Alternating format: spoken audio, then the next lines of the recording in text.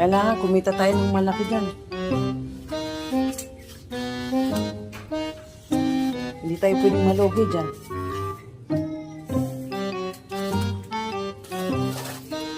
Sas! Mayroong energy drink na naman. Pagkatapos dadaing-daing na naman ng masakit ang katawan.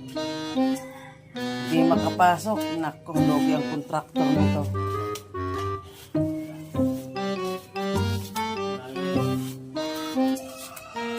Diba man tayo sa ano? Bilisan mo, huwag babagal-bagal. Marami pang naka-line up na trabaho natin.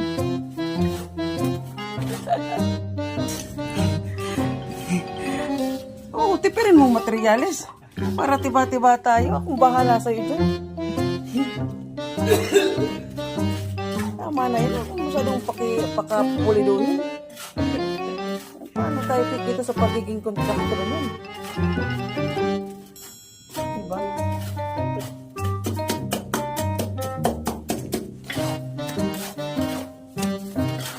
Haluan mo pa ng lupa yan. Huwag kang tumawa. Atin-atin lang siya. Kumaingay. Oh, diba? Hindi yan makahalata.